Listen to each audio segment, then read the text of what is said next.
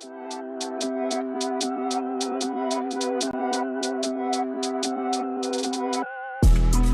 video is brought to you by Cracks Only. The link is in the video description below to get the latest gear off their website.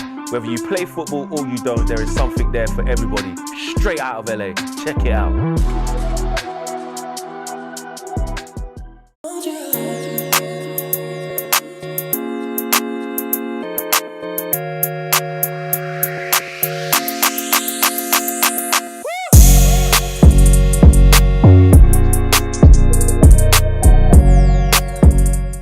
What's going on, people? Welcome to United View. Welcome to another morning view. Happy Friday, end of the week, man. It's the time to start gearing up towards the weekend, towards the Premier League fixtures, towards our next game against Aston Villa. Get in the chat. Let us know where you're watching from. Let us know how you're feeling. Let us know what type of week you've had. We got plenty to discuss this morning. There was loads to talk about back end of last night / this morning. To the point where Mainoo was like, I tell you what, jam-packed show. Those things are INEOS back Ten Hag.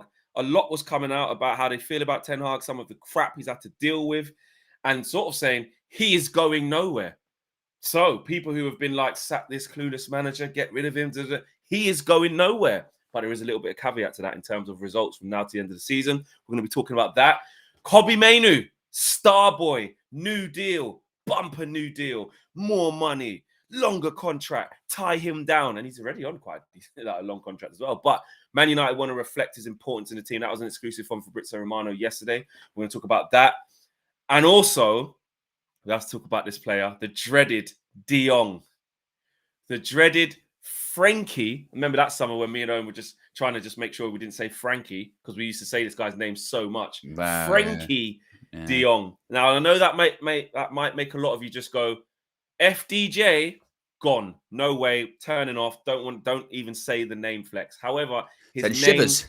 Yes. Shivers down your spine. Shiver me timbers. Oh. Yes. His name has come up. I mean, this might be a record of how quickly.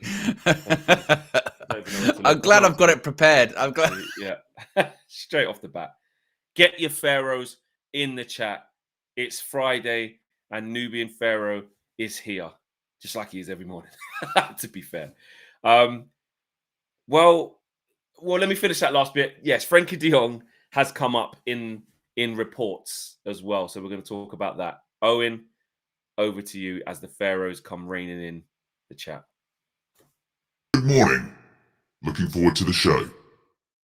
Short, sharp, and simple there.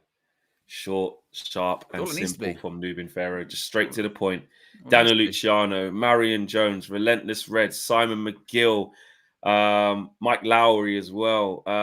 Who else have we got? Lil Yo-Yo, Kristen, produced by Palmeiras. By the way, Palmeiras, your stuff is all on its way to you as well. He knows what I mean. Big up to you. Keegan, Edgar Samuels, Pravesh, everyone is getting their Pharaohs in the chat. Yes. Pharaohs in the chat. Also, we're nearly at 400 people watching. We're on the rise. Let's get the first 100 likes in the bag already. If you haven't dropped a like, please do so straight away. Owen, like I said, there's so much to talk about. So let's not waste any time, because actually it's a juicy show. It's a meaty show, this is. It is, absolutely. Let's start off talking about Erik Ten Hag being backed. Now, this comes from a report from Steve Bates from The People saying senior sources at Manchester United's senior say, not junior, senior sources at Manchester United say Erik Ten Hag may be given another season to press on with his vision of the new United. Ten Hag's willingness to embrace youth talent from the academy plays a lot to his favour at the club. Continues by saying there's also been an acceptance that alongside months of takeover uncertainty and speculation over his own future, Ten Hag has had to deal with significant disciplinary issues and also navigating legal situations with Mason Greenwood and Antony. Ten Hag has been firefighting on so many fronts that INEOS are in no immediate hurry to create more instability at the club by sacking him just 2 seasons into, quote, football's toughest job, end quotes. This will only change if Manchester United have a poor end to the season. So I think quite interesting with that flex is they're sort of saying, look, we're not going to make any rash. rash. As well, they're trying to suggest. Yeah, we're not going to make any rash decisions. You know, he's had a lot on his plate. There's been a lot going on, which is something we've all said, isn't it? There's been a lot going on. It's been more than just football, hasn't it? During Erik Ten Hag's tenure at Manchester United, certainly. But the caveat is still there at the end when it's saying, but if United's still rubbish towards the end of the season, then it's still football at the end of the day. You're kind of forced into that position. But does that maybe give a bit of an indication of the thought process of INEOS, perhaps, of going, we don't really want to make a change, but I guess if we have to, we will. But, in an ideal world, we keep Erik. It does. Can I just say something off the bat quickly, what I was just thinking? I will answer that question. Because INEOS aren't ratified yet, right? We keep seeming to get from different outlets sort of direct quotes from them. Is that good? Is that because it sounds like they're doing like they're not scared to sort of brief some people that they know, even though like they're not official lines? Is that good? It depends if it's coming from them, isn't it? I mean, this is the thing too. It feels like it is. When they cite, they cite, it's like the Wembley of the North comment, right? That was from sources close to. Now that could be because they're saying we spoke to him and he did say that. Yeah, that can be either direct from the horse's mouth in terms of I just say it sources close to, or it can legitimately be that INEOS is a big organization. So it could just be people, I don't know, either within the organization or people known personally. We don't know. But to go with quotes is pretty significant, I suppose, certainly. Like the Wembley of the North one certainly picked up steam, didn't it? Massive. Yeah. And I suppose there could easily be pushback from the likes of INEOS if these things are completely like imagine, obviously this is positive, isn't it? So positive PR, their PR teams and the people who, run that for INEOS would be all over this. They will know what's being said, obviously. And if it was negative and they didn't like it or appreciate it, it would get shut down fairly quickly with official statements. But we're not seeing that. So it's one of the two things. It's either they're happy to just let the positivity run because it's good discussion points and it's making us the fans excited with the things we are hearing. Because we haven't heard anything negative, are we? The things we're hearing, we're like, fair play, fair play, fair play. Or because they aren't ratified, they are just dropping little things through a third party or by themselves, but say it's not really us. They are dropping things through. So I just thought that was when you was reading that, and it's got a little bit of quotes and it's saying, football's hardest job, and it's like they kind of are saying their own thing, even though they're not officially in post. But back to the actual topic. Yeah, I mean, we spoke. Loads of people have spoke about that, innit? In terms of, but not just injuries, but look at the things he's had to deal with. I don't know any manager recently who's had to deal with so much crap. Like one thing is taken over Man United in its worst form off the back of our worst ever Premier League finish when Ralph was here. But what Erik's had to do in that time is sort out a lot of stuff that isn't really normal, if we're being honest. Like you said, the controversies off the pitch was insane. Some of the controversies within the squad, the Jadon Sancho situation, then a whole form of instability of, changing ownership and changing structure and then changing what it was, the very thing that he signed up to be part of in the way that he signed up to be part of it is all potentially going to change. So I agree. Maybe it does. We need to look at that more. And it is refreshing to maybe hear in your set. Because I have always said, as much as if it went terrible and INEOS cleared it out, I'd say, okay, cool, they're making a blank start. I have always said that I would like Erik to be here in the new look Man United and work in a different way and then see if we can change it. Because he hasn't experienced it too. Since he's come in, it's been chaos. So, but he has to earn it. And that's basically what the piece says, barring a catastrophic run from now to the end of the season. Do you think it hinges on top four? Like I don't know if necessarily. I don't know if it does. I don't know if necessarily top four. I think it's an interesting story because I was just thinking when you were talking there, it's kind of a big story, and then on the other hand, it's kind of a complete non-story, isn't it? Because the complete non-story aspect of it is if Man United don't get results, he'll probably be gone at the end of the season, which is just how football works for a football manager in general. But they're acknowledging something that we weren't sure if they would acknowledge. We were sort of suggesting, weren't we, that it could be a case of once INEOS are in and they're ratified, they could say, right, all of that kind of stuff's been going on. We're not even paying any attention to that. You start now, basically. Our evaluation process starts now. We'll see what happens between now and the end of the season, which I guess is what they're kind of sort of doing. They're saying, look, first half of the season, there was a lot going on. There was this takeover stuff, acquisition stuff. There was the injuries. There was the off the field stuff, disciplinary issues, legal issues, whatever. We get it. We're not even looking at that. We're just looking at between now and the end of the season. This is your sort of, evaluation period. But this is kind of what I speak for myself. This is kind of what I've expected anyway, really. If we do all right between now and the end of the season, like you said, I don't know if that necessarily means top 4. If we finished in the top 6, maybe something like that, then I think they'd be like, well, and United sort of got good results along that way. Then I think they'd look at it and go, well, let's give it a go. I still say that Omar Barada, whoever the director of football is, if there's a sporting director, whatever that hierarchy and that structure looks like, they'll still make that call. They'll be having those discussions. When Dave Brailsford and Jim Ratcliffe were talking to Omar Barada, of course they asked, what do you think about Ten Hag? Do you think he should stick around? Because, of course, why wouldn't they? If they didn't have that conversation, they have to have that conversation.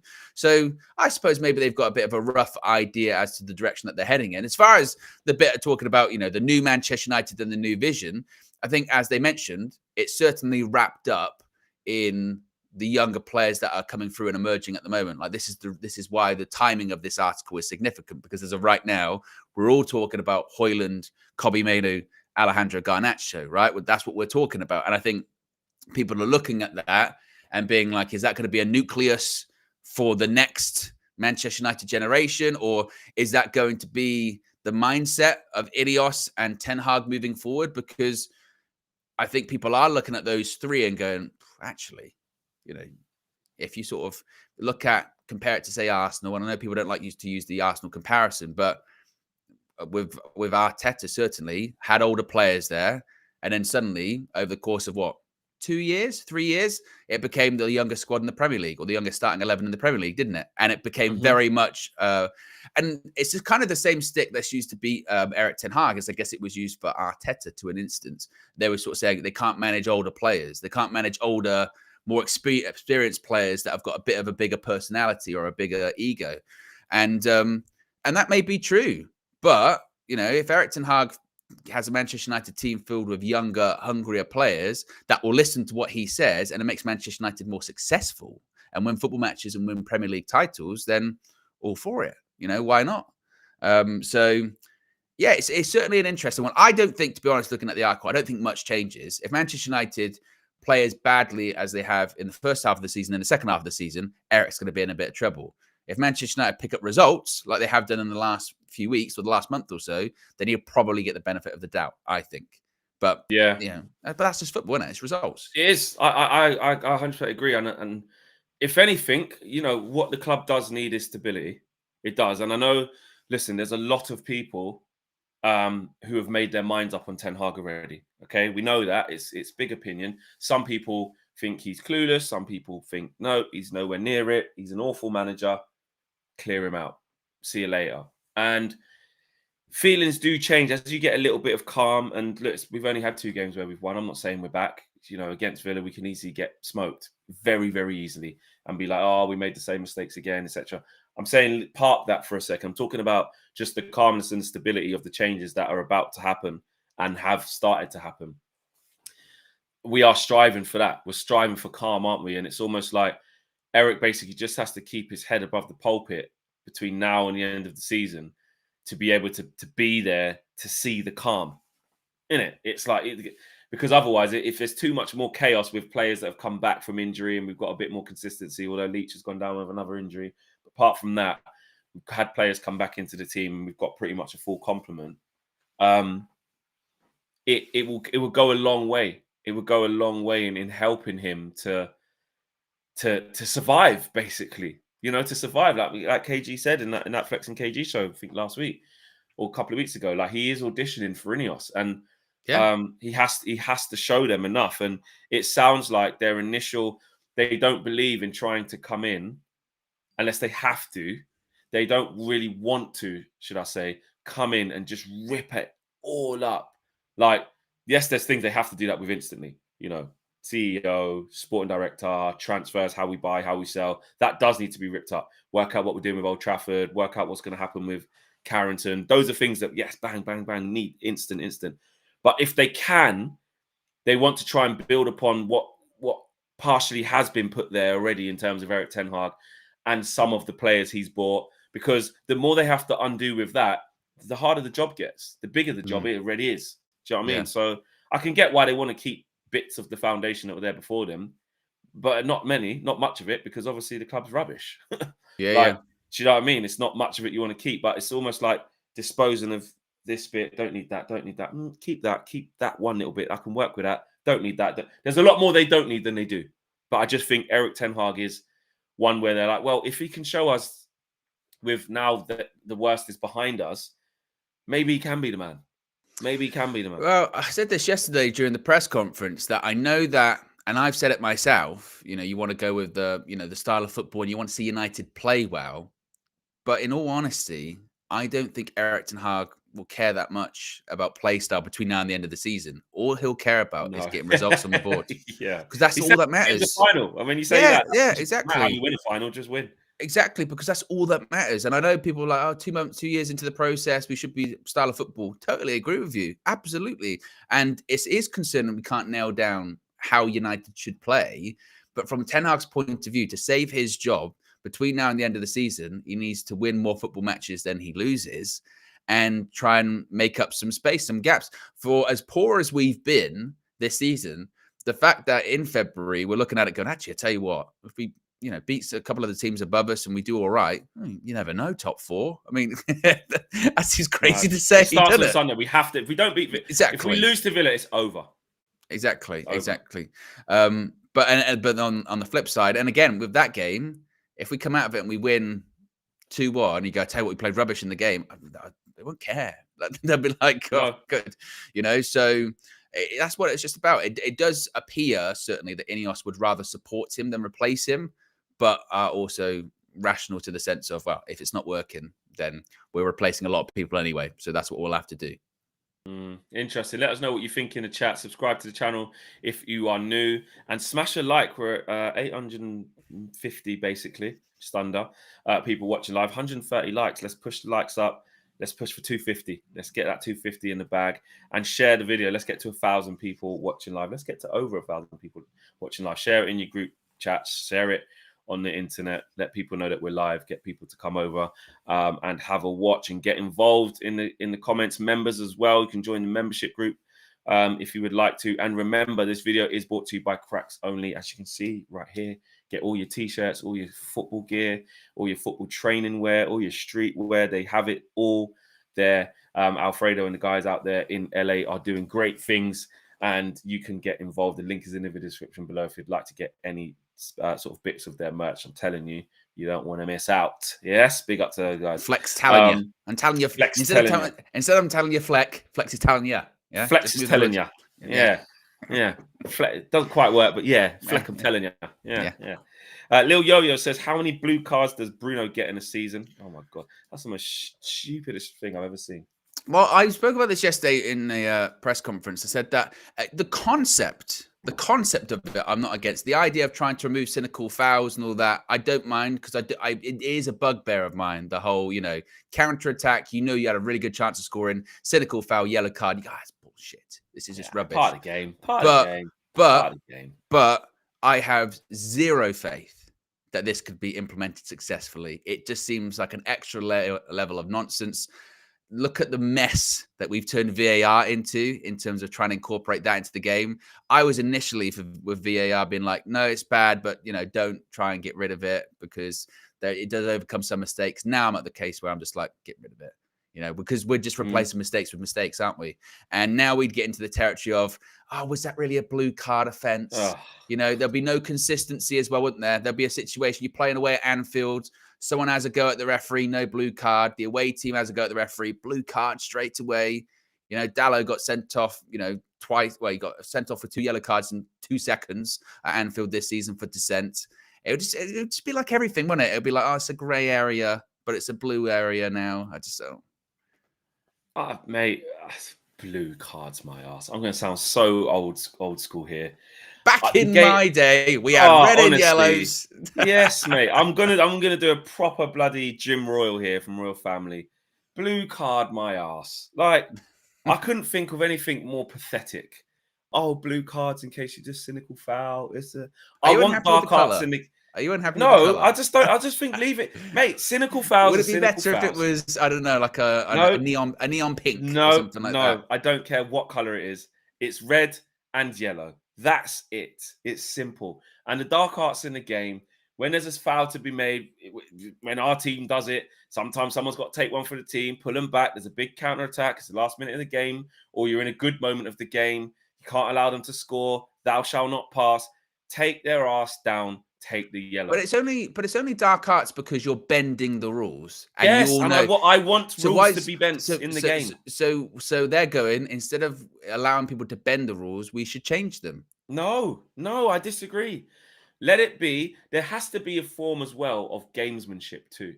I like gamesmanship. Like, it's a difference between, and this is where that's probably a whole different show, where there's a difference between gamesmanship and cheating. You know what I mean? Like, it's a fine line, though, isn't it? That's what I'm saying. But I like it. And I don't want football to become too clean, too pure. I like controversy. I like. But if you like controversy, then keep the blue card in. No, but that's just pathetic. I don't want that. I mean, within how the game is now, like if somebody's got past Casemiro, yeah, and we're in massive trouble, yes, I want him to yank them down and he gets a yellow card. So would it be better in that instance then? Would it be better for the football match if they can go through and possibly score? Or is it better for the football match if he's pulled down and there's no real effective punishment for it? It's better for the football match to leave it how he is. So he's brought down, he gets the yellow card. And if he gets in that position again, he can't do it again. And if he does, he gets sent off. That's it. That's we know what your punishment is. So if in you the do game, that again, you're off. In the That's game, why there's a yellow card. So in the game, we're almost sort of saying, look, you can bend the rules once. Yes. In the game. Yes. Instead of you can't bend the rules at all. Because also there's different types. Because again, this is where it's open to interpretation. Because if you just do the quick shirt pull to stop them running, you get the yellow card. If you do the mad swipe, the mad reckless tackle from behind with the last man, you're gonna go. Or even if you do the pull, even if you do the shirt pull from behind, and you're the last man, you're gonna go. But there's context. If you do it where there's players ahead of you, but you're in massive trouble and they've got to clear, they're going to be in on goal or something. Like, say you do it at the halfway line because you want to stop the attack. If you just pull the shirt, you're going to get a yellow card. But if you come across with a bloody forearm to make him sit in the back of his head, or you slide recklessly, you're still going to get sent off. To be fair, though, this is also my thought of it, is I don't think it's prevention. Because in that instance, like the Casemiro incident we're saying there, then not through on goal, but counter attack, they're going to be through. He still does that foul. He'll still do it. Whether he gets a yellow card or a blue card, he's still going to do it. That doesn't prevent it, doesn't stop it. You know what I mean? So yeah, because players are still going to be in those moments. And then the weird thing was about how they add up as well. 2 blue cards is a red card. A blue card plus a yellow card is a red card, and I thought, well, then you might as well. Is that seriously? Was that seriously part of it as well? Yeah. Oh, get out. Yeah. I don't listen. It's not on like this channel. You can't get like 3 or 4 blue cards in the game and just keep going in and out, in and out. You can get it, but you get 1 apparently, and then you get 2. I nearly did the thing. You get 2. Is it going to work? There you go. You get 2, and I think that's a red, and I think a yellow and a blue equals a red. Then why are we getting into like I don't know, we're painting algebra. our walls? They were painting our walls here. You know what I mean? We're getting our color swatches out. A blue plus a yellow equals a red. 2 blues equals a red. I'll tell you this now. Let's put currency going on. I don't like silencing the community. I will ban the blue card chat from this channel. I don't ever want to hear that term again. That is the most ridiculous. Now you've added that bit. I didn't even know that bit. That is the most ridiculous thing. Well, they've got it together somehow, haven't they? Do you know what? They've got it together. In the words of Roy Keane, get on with the game.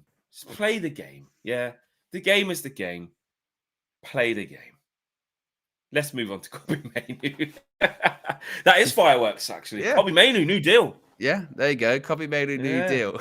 Oh, blue card. Oh my God, I feel sick. So I feel sick. Fabrizio Romano tweeted last night that he understands Manchester United have already prepared new contract proposal for Kobbie Mainoo. Initial discussions already took place with his camp to advance in talks over, he said over new deal. Manchester United want Kobbie to be crucial part of the project with salary rise also included. Now, Kobbie signed a contract last year, was it? Yeah. But it's the baby one, man. It's not the proper one. Is it the monies? Is it the pennies? Or, I mean, what's the rule now with contracts as well? Has that changed in terms of how long they can sign contracts for? Because obviously there was the Chelsea rule when they were doing like 8 years or 9 years or something like that. And I don't know when his initial contract is currently on expires. Yeah, it might just be extended for a year. You know, yeah, but the term that allows them to change the terms. So he's signed until 2027, as it stands. So he's got what, 3 years? Well, that's only 3 years. So I mean, they could do it by 2 more years, 5. Or 3 more years. You know, so they'll probably give him a 2-year extension. And let's be real, the P's that he got on that last one, it's not going to be reflective of the type of role this kid's going to be playing. It's not. Yeah, it's not. I don't know the figures, but let's just speculate, right? Just for fun, right? You know, when you hear those stories of like, and I quite like it. You hear those stories of young players who get contract, they start playing in the first team, but while they're still on the youth contract, so they're on like 500 quid a week still, and stuff like that, right? Exactly. But they're pulling into the car park in the Vauxhall Corsa, but they're in the first team, but the salary doesn't reflect what's gone on, what their rise has been, and then they get the new deal to bump them up to the 20k a week or the 30k a week or the 40k, whatever it may be. I was even reading that I think is it Conor Bradley, the right back at Liverpool? His parents kept him on. Trent lived with his parents for ages, didn't he? Yeah, exactly. You see, Jude still has his parents heavily involved, and the same with Kobbie. I feel like he's such a good character. I think he's got great family around him, good people around him. He's calm. I don't think what I don't worry about this is that it feels like we're going to give him too much too soon. Do you know what I mean? I feel like with this, I think his parents and his family and his temperament, I think will make sure that he doesn't go into a territory of like, well, that's just astronomical for what he's done. I could even see his family pushing back and being like, no, he hasn't earned this much yet. We're comfortable to keep him on this. I could just see that sort of route being taken. It could be, I mean, it could be very smart from United, because I know the initial reaction might be, like we just said, well, he just signed a new contract. He's locked in for a while. You don't need to do it for a long time. Why would you do it? Don't give him too much too soon. Keep him hungry. But United might look at it as, if we left him on the thing that he's on at the moment for a year, 2 years, then when we do renegotiate in a couple of years' time, it might actually cost us way more. Way more. Because he might be at that point. He might be at that point like one of the best players in the Prem. I know you can say overhype and overgatting, but you have to keep those things into consideration. Within 3 years that can happen. So exactly. So they might be like, actually, if we give him a little bit of a sort of pay bump now, and then we leave it for like 2 or 3 years, we might be in a bit of a better position sort of financially when it comes to it as well. So it might be pretty shrewd. I mean, Garnacho signed a new deal not long ago, didn't he? And he didn't go on to astronomical wages. He's still not on huge. No, about 40, 50k, I think. Exactly, in comparison to other people. So I think it might be a bit shrewd by United, to be honest with you, because I think they, like everyone, are just looking at his ability and how good he can be. And obviously, you want to lock him down for as long as possible, and he already is. But like I said, I think it might be a case of, renegotiate early, so in a couple of years' time, it doesn't cost as much as it will. Because I think a day will come, maybe when he's in his mid-20s, late 20s, where he's going to get that big Manchester United contract. And what they can't do, certainly, is do like a Brandon Williams, who has like a few good games at United and just goes, we'll give you as much money as you want. Where's the incentive about it as well? So I think it might be that. I mean, you're never sure how, but they seem fairly right. Casemiro 350, Varane 340, Rashford 300, Martial 250, Mason Mount 250. Bloody hell. he needs to get fit, man. How you feeling about He it, Flex? needs to- yeah, he needs to get fit quick. Not Mason, ready I'm yet. trying to... Not ready yet. He was asked Bro. yesterday. Eric, Oh, Mason, mate. Mason, not ready yet. Shit. I Mason know, and it's going Ty, bad. not ready yet. What's going on, man? Bloody hell, he's on more than Maguire. He's on more than Bruno by 10k. Jesus. Mason Mount, I need you to get fit quick, bro. I need something, please. Leachard's on 120. Ooh. See, that's good value for money. Leach Very on good 120. value. That is good Yeah. value for money. That's a good contract. It says Jadon Sancho 195, Maguire 190, Luke Shaw Jadon Sancho 150. 195. That's what it says here. I mean, I don't know how. I mean, is that factoring in some of the the deductions because he wasn't playing, and maybe because Dortmund are paying a little bit? Is it that updated perhaps? Established bonus, gross by pounds, gross per year, so 10 million. So it's got what they get a year. 5.2 million. That's bonuses if he gets that. Contract details about how long, expiration, remaining. Oh, remaining to pay. Bloody hell. Okay. On Casemiro's current deal, if it was to run for the 3 years remaining, we owe him £54.6 million.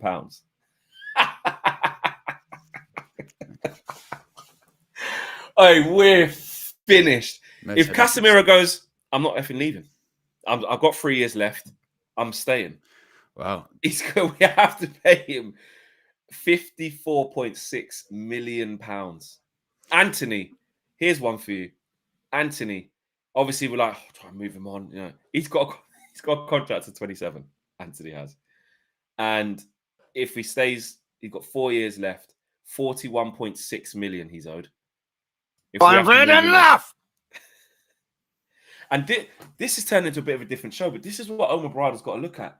Marcus Rashford is owed a whopping, obviously, because he's signed not long ago. He's got 5 years left. Him and Mason Mount got the longest left out of the deals that they've got. Mason Mount, you know, he's only just signed, and Rashford signed a new deal, last year. Marcus Rashford is owed £78 million. And that's why the remaining time of his contract. And stuff like that. That's why, you know, come this past summer with the Maguire West Ham thing, and they were like, wow, the compensation is because they look at that contract, their agents look at that contract and they say, I'm owed this. 100%. It's written down, signed. You owe me this. So how are we going to do it? You're going to give me it now? We're going to work out installments. And then if United go, we don't really want to pay it, you know, then they go to the other club and go, I'm owed this by United. So to make me come here, you're gonna bridge that gap. You're gonna give it to me instead. Like, what are we gonna do? And then most of the time, it's we ain't gonna do that, and then it doesn't happen. That's why it don't happen. So, Harry Maguire's is 2 years left, and gross remaining in British pounds is £19.76 million. And that was more in the summer. And it was more in the summer. What's that? Onana, he's got 5 years left. He's just sold. It's the players who had just come here. It's understandable because at the beginning of their contracts. But it's the players who now even Donny, Donny's on 90 grand a week. He's got 2 years left. He's owed just over 9 million. It's crazy. It really, really is crazy, man. And just if you guys want to have a look yourself, I just found a website that was sort of top of the Google search. So I'm not claiming that it's like. You've got all that information. You've got all the contracts in front of you. I'm not claiming that. Just for you know, I'll shout them out. It's capology.com. They've obviously got a lot of salaries for loads of things. Capology. Yes, Capology. Yeah, Capology. Capology. Capology. But is it cap? Is the information cap, Fleck? Hopefully not. You didn't think I knew that kind of word, did you? I know. That's mate. You've changed your circle. You're capping. You know what I mean? Yeah, stop capping. Oh. Ooh, that was funny. But yeah, Cobby new deal. We all want to see that, don't we? I think we're all in agreement of that. Is anyone in the chat just because there's different opinions? Does anyone think, no, what are we doing too early? Why are we giving him a new deal? Let him cook, let him get one more year under his belt. Is anyone sort of against it? I don't think there'll be a lot of people, but I think there'll be maybe the little sort of pushes. Let's be careful, too much too soon. But like I said, I do think it's probably a wise strategy. Says way too early. 0 lessons learned. It'd be way too early if it comes out Mainoo's gone suddenly on 150k. You'd be like, why? Yeah. Give him, Why? but not mad wages. Yeah, I agree with that. Don't be putting him on bloody 100k a week and stuff. Just give him the light 30. And light also, 30 or 50 I don't think. stuff, I would hope it's not a case of like he signs it tomorrow. We can do this at the end of the season. You can Yes. start talks now. Yeah. See He how says he they're plays. preparing it. He Yeah, didn't say see- imminent or here we go. See new how you contract. know what I mean? It could be at the end. Remember how long? I mean, these were bigger deals, but with like Rashford and Bruno, you got the things that they're negotiating for like a year before a new contract was settled. So, you know, keep having talks, see how it goes. End of the season, if it's like, oh my god, yes, Kobbie Mainoo's first team starter, first name on the team sheet. By that point, lock him down for a couple of extra years on a wage that isn't too high. You know, Yeah. and then suddenly for however many years, you don't even have to touch that situation again. Done. Yeah. Sorted. More to that says a bit too soon, but 25 to 35k is acceptable. Lil Yo says give him like 30 to 50 per week. 35k for me, says Keegan. Contract negotiations take months anyway, says Lil Yo. Yeah, it's true. Mike Kramer says all depending on the size of the wage. Makish says 40k max. Lock him in 5 years plus an option for a year at the club's discretion, says Skiliano. Akil says I'd wait for the summer. So yeah, I think most people are like, it's fine. Just make sure we don't do anything stupid, which I don't think we will in this situation. I think we'll get this one all right. Before we move on, Ryan McGreevy, big up to you. Thanks for the super chat, bro. Says, what if the player gets a blue card but has an Uno reverse card? And this is what I mean about the stupid blue card. Honestly, it just can't happen. I tell you what, with the blue card stuff, yeah. Today, 6 p.m, episode 2 of the Trinity podcast. Yes. It's an excellent talking point. I feel like KG would probably have strong words on it. Yeah, he will, exactly. And shout out to everyone who has enjoyed the Trinity podcast as well. Like we said, episode 2 coming with you tonight, 6 p.m. We are always at it. Yes, new show alert. Smash a like on the video. We're just over 1,000 people watching. Nearly at 1,100. Let's share the video. Let's like the video. Get the algorithm going. Let's get to 1,100 watching. Maybe 1,200 watching. Let's push that up. Share it in your group. Share it on your social media that we're live. Let's get some more people watching. And let's get some more likes as well. I wanted that 250. We're probably just, well, we are just underneath that. We're going up now. That's what we want to see. Let's get to 250 likes and take it from there. Owen, Frenkie de Jong. Frenkie de Jong, yes. Frenkie de Jong. So reports in Spain are suggesting that Frenkie de Jong is disappointed at Barcelona and does not rule out leaving the club in the summer. Manchester United have a special interest in the player. Special? We chased him for months upon end. And now maybe, I guess, if Eric's still there come the summer, there's a lot of change at Barcelona. Xavi's leaving, but new manager could be coming in, etc. Maybe we pursue him once again. Flex, are you ready to get hurt again? Would you try it? Would you try it one more time? Frenkie in the summer? Hear me out. You would. Hear me out. I'm just saying, hear me out. I'm just saying, hear me out. Okay. I'm listening. This is my theory, right? Hear me out. Let's say that we get the right people involved in the club, i.e. Omar Barada, i.e., the right sporting director, so we can actually operate efficiently in the transfer market. My question to the community is, would we not have a better chance at not getting led astray for long periods and just going in and finding out if it's possible? And if it's not possible, get out. I'm just saying that. That's the question. That's the question. Because if we could, let's just say we could get Frenkie de Jong and he is open to leaving this time because it is real. Is it though? That's what I'm saying. No, that's a loaded statement. No, but this is what I'm saying. No, but this is what I'm saying. We need the top guys who know what they're doing. Not a John Murta who ain't got a clue, who got strung along for a whole summer. Omar Barada, we can see, is efficient and isn't that. I think Omar Barada, and this is just me putting it down there. I think Omar Barada is capable of going in and saying, is this possible? And within the first few days or a week going, no, it's not, let's move on. Or, yes, it is, let's do it. Because that means we're saying that, are we basically saying that Frenkie de Jong's blackballed forever and ever and ever and he can't ever leave? And Omar Barada is not good enough to do his job then? Because what's the point in getting someone as good as that if we can't have aspirations to then go and get the top players? That's all I'm saying. There's a couple of different aspects to this. One, Frenkie de Jong's wages. We talk about Kobbie Mainoo, what wages is he going to be on? Frenkie de Jong's wages at Barcelona are, I mean, astronomical. Doesn't even cover it. They're huge flex. What are they? Type it in. Like 400. Type it in on your Google machine. Yeah, that's true. Let me go. You'll be shocked. So when it comes to United, does he take a pay cut? Does he get on a similar? If he's on a similar wage, we're screwed. It is. I mean, I think it's 500k plus. I think like over 600k euro, something like that. It's crazy. It really is an insane number. So Barcelona here, he's top. Read it out. How much is owed to him? Go on your Capology website. How much is owed to him left? How much? Right, Frenkie de Jong is the highest paid player at Barca. 721,000 euros a week. What's that in English? 700 pounds? Like 650, 600, something like that, maybe. Right. He's got 3 years left. I remember he's got. I remember all right, Flex. yeah. All right. Remember Okay. Remember as well. And he's also got deferred payments because of the whole stuff with COVID and all that kind of stuff. Remember that whole thing of going, he just wants to get his money. He wants to get his money. He hasn't even got some of that money yet. Look, I got my hands up. Look, I got my hands up. So how would that work?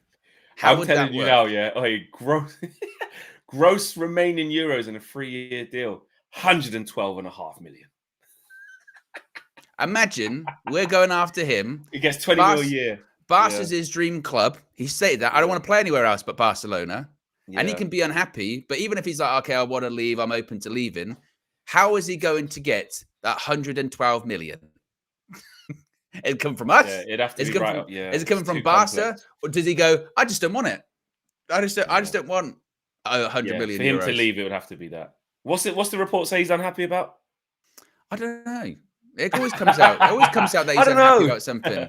It's always something he's just like so flipping good though. That's what pisses me off. It's either something about like sometimes I think it's not playing that much. Maybe there's other times about they're not happy because they're not doing as well this season. He didn't want to leave Barcelona. He's never wanted to leave Barcelona. He's not going anywhere. Barca, I don't know. Actual profile. Oh, yeah. I don't know who their manager will be next season. I don't know, but we'll move on. Move on from him. You know, we chased him. I was on board with it. First Ten Hag signing and all that kind of stuff. And look, linking out from the defense, brilliant. You want to talk about Kobbie Mainoo? How would he fit into the team with Kobbie? Have them two next to each other, mate.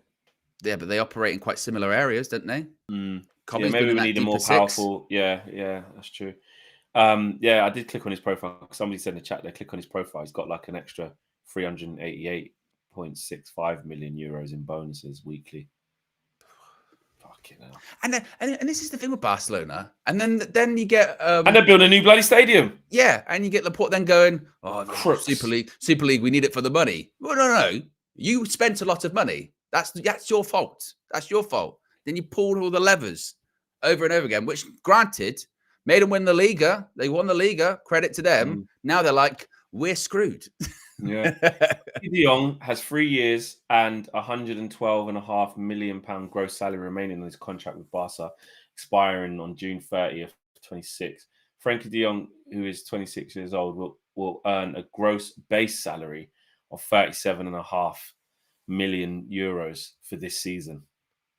Flipping heck, 37.5 a year, or 721,154 euros a week, not including bonuses. I repeat, not including bonuses. Look, whether he likes it and Barca like it or not, he's stuck there. You know, he's stuck there. He's going to get his money. Unless he writes off a lot of stuff. Unless he writes it off. Unless he does like a PK when he had all that deferred wages and he went, oh, forget about it, you know. And I wouldn't even be shocked if... And that was the hold-up before, wasn't it? Well, there's a couple of hold-ups. So that whole pursuit, the two hold-ups were, one, he doesn't want to leave. That was one hold-up. And two, if he were to leave, how is he going to get the money that's owed to him? You know? Yeah. And even Also, the what's first, really funny, the first go on. obstacle wasn't even figured out with that. And then what was so bizarre with that thing is that in most instances, like it goes, you agree terms with the player broadly or the agent, then you go to the club and negotiate a fee, then that's accepted, do the final details, done. We did that thing all backwards. We agreed a deal with Barcelona. Like there was a fee agreed. Like Barca Yeah, it went, was. yes, We're we in accept the advance. offer. Frenkie de Jong was like, I don't give You a owe me shit. peace. Yeah. Well, it's not even that you owe me money. I don't want to leave. I don't want to leave. I've got a contract. Yeah, Even they if tried I to sell him literally- because he's a valuable asset and Yeah. you can get a lot of money for him. Well, but he and they were didn't going to wanna write off all the money that they owed, obviously. Yeah, and Because he was when like, you're "No." when you're talking about FFP and when you're talking about those La Liga registration stuff, he's the highest paid player, and contractually they owe him all this money. Of course, a huge write-off if Barca Yeah. could get rid of that. I'm looking at his track record, his thing when he came through at Willem as a kid. 385. I'll just say it in pounds, even though it's euros. Oh, euros. 385 euros a week. He was on at Willem.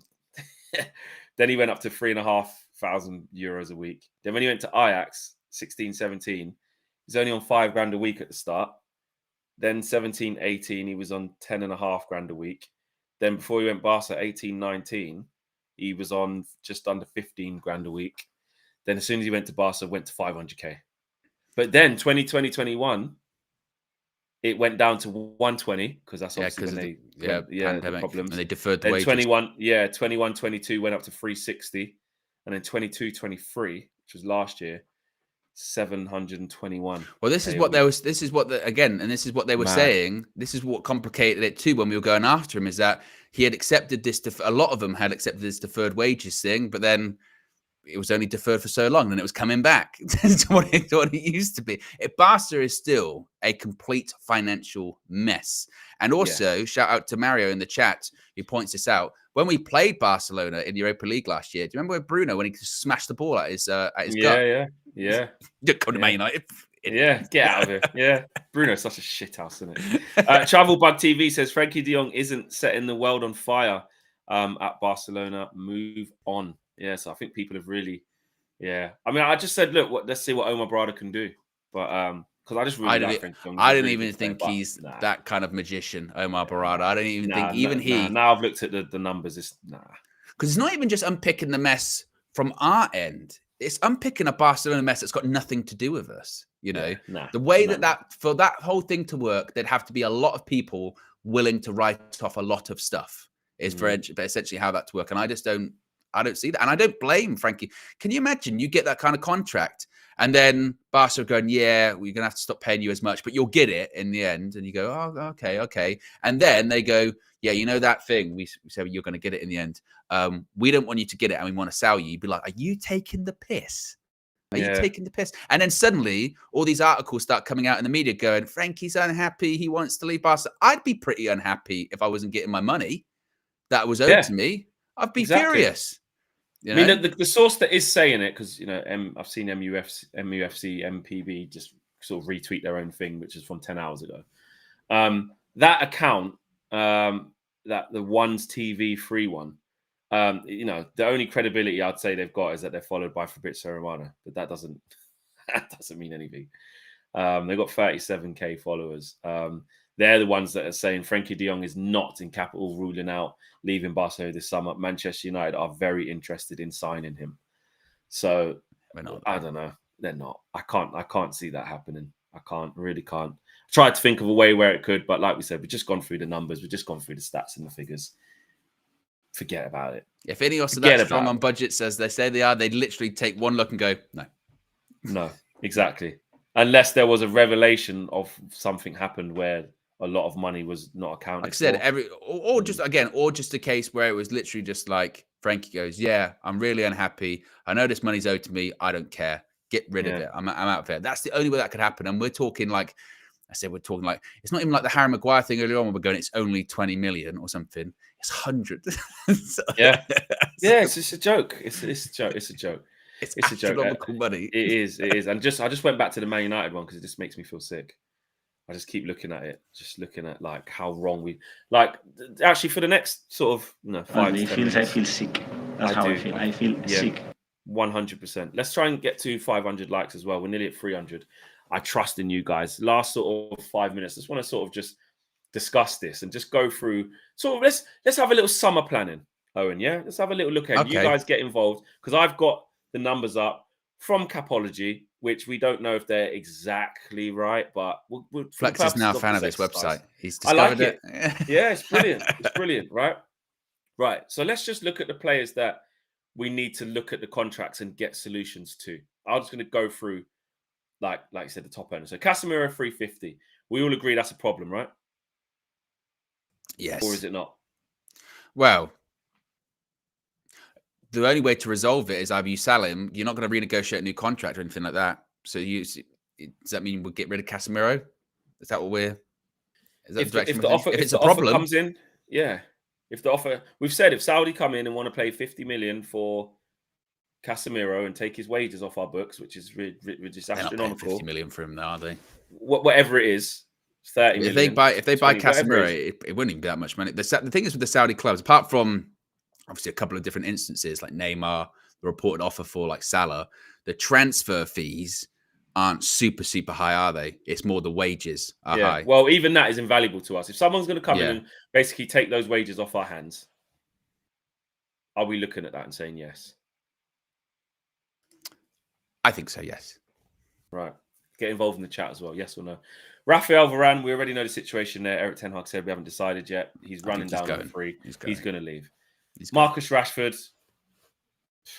I mean, is there any point? He's got 5 years left. Owed 78 million currently. PSG. He's not going anywhere. It's not happening. He's never going to go anywhere. Martial going to run down. Going to leave for free. That's 250 off the books. Mason Mount only just come for a year. He's going to stay. Bruno Fernandes. Now there was even talks the other day about a new deal, but if there is, it's not going to be more money. Well, there were also talks, weren't there? There were also, in the same breath as there were talks about a new contract, there were also talks about possible Saudi interest in him, weren't there? Yeah. What would you do? If an offer on the table came in, 60 mil, do you take it? I would. I'm going to put a poll in the chat. I think that's very interesting. And I think 60 is 60 mil. That's around the number it probably would be, right? Would we get that for him? 60. He's got still a lot of time left in his contract, only 3 years. Yeah. Man United captain, how old is he? 29? 60 million. I think would it be 60 mil for Bruno? From a Saudi club? Or you say more? You say more? I think maybe a bit more. People I think 70 odd. Yeah. He's a premium player, Bruno, man. We can't 70. Just remember all the slander that people are saying 90. Oh, 90 is quite high. 90 is probably a bit high. But he'll be a big name for Saudi. I just don't think Bruno's not going anywhere though. He doesn't want to just go Saudi. No, I can't see that. They're saying 70 to 80. 80. Yeah.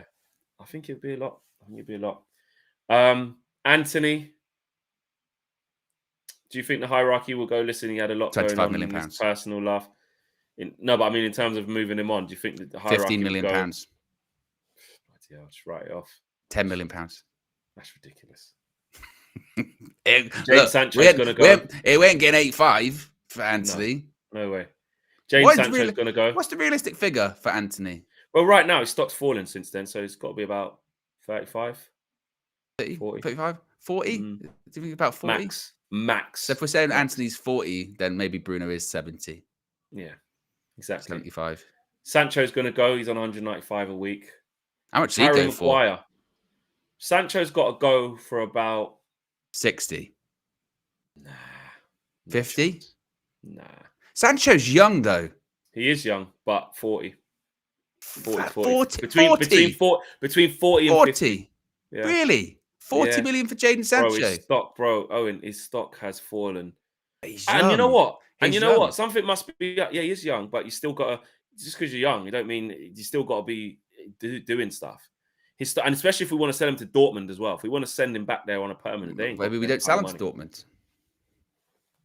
If Chelsea came in for Jadon Sancho, you charge him 40 million. Oh no, obviously we try and charge more then. But I think between 40 and 50 is the maximum we'll get for him. We won't get more than 50. No chance. Maybe 50. 40 just feels low. It does, but that's and I understand it's not. I understand all that kind of stuff. But 40 for an England international, young, still got years left on his contract. He hasn't been in England international for ages, just because he's got a few caps. He's been way off it. This is the point. That's true. But I still 40 When's the last time he even got in a squad? Disgrace, cheat. 40's low. So we're saying Sancho and Anthony are the same price. That's what I mean. Yeah, but That's it doesn't go mean. like that. This is what I mean. This is what people don't remember. For It doesn't English go off player. the name of what they've done. It doesn't go off the name of what they've done in the game. It goes off the fall from grace and the current climate of where they are. Sancho's been inactive for the first half of the season. But that's what I mean. But by this point, he might not half. be. Sancho playing for 6 months at Borussia Has to play Dortmund. good. Has to play good. It depends on how he plays. And that's what I was going to say. We're not getting. Where's the videos of him twisting people up every week? I haven't seen any of that. Is he recently. injured? How has he been doing? Someone's been on Anthony watch. Sancho watch. Let us know. Has he been playing? Again, like you said, those like clips of the stuff really did sort of slow down, didn't they? Yeah, that's what I mean. Usually, if he's injured. If he was smashing it, I'm pretty sure I saw that he was injured. Yeah, he got injured. He's made 3 appearances, 2 assists. Yeah, apparently recently he's injured. Right. Well, you know. And all those people, I mean, again, the proper shameless, like, we're going to do Sancho watch-alongs or Sancho comps. Like I said, very quiet. Almost as if they're just looking for stuff to be outraged about every 5 minutes. You know? Yeah. All the time. All the time. Yeah. It'll be the same. It'll be the same if Ahmad went out. If Ahmad went out on loan, it'd be Ahmad watch. This is the thing. Like, it's either like with Ahmad, if he's gone out on loan, it'd be like the club have failed him. He's out on loan. He's here. He's not playing. The club have failed him. He's not playing. There's always something. Exactly. There's always something. You know, we need Sancho to not be injured. We need him to play. So yeah. Stock goes up. Maybe that will be 40 million. Yeah. If he doesn't play through injury and has a bad time there, it's not going to help anyone. It's definitely not going to help us trying to shift him on. The Rectus one says, so we're saying Sancho and Anthony. Oh, yeah, we said that one already. Yeah, Christian Eriksen on 150 grand a week. He'll probably leave in the summer. Victor Lindelof. Got Turkey, wasn't there? Yeah, Victor Lindelof, 120k a week, probably leaving the summer. Triggered his. And Wan-Bissaka, 90k a week. We triggered his extension. Probably leaving the summer. Donny van der Beek's going to leave on a permanent. Teron Malacia don't count. Johnny Evans is probably not going to get a new deal. Amrabat will send back 65 grand a week. Scott McTominay's only on a modest 60 grand a week. Must keep his space, doesn't he? Ahmad's on 28k. It says Cobby's on 10 grand a week right now. It says Willie Kamwala is playing for free. Wow. Love of the game. Love of the game. Love of the game. So there you go. There you have it. Anyway, guys, smash the like on the video. We did get to over 1,100 people watching live, which is brilliant. On the way out, let's get to 350. I challenge you. 26 more people. Let's get to 350 likes on the way out. Coming later on. You can do it! Yes, you can do it. Exactly. Coming up later on today, the Trinity podcast. I know you guys really enjoyed that. Myself, KG, and Owen. That's going to be fun. And obviously, all eyes towards Villa. Obviously, we had the press conference yesterday. We know that. But yeah, all eyes towards Villa, man. That we got to win. If we want to get top 4 or have any aspirations of chasing down top 4, we can't go 11 points behind the team currently in 4th. If we lose to them, that's what it'll be. Got reduced. You say that's a proper 6-pointer, that, isn't it? You know, yeah. 8 points behind, it could either drop down to 5 or could go up to 11. Must win. Must win. I mean, if we drew, you take it because it's a hard place to go. But nah, if we're showing intent and we want to change, yeah, it's got to be a win. Anyway, guys, smash the like on the video, subscribe to the channel if you're new. Out of here, peace.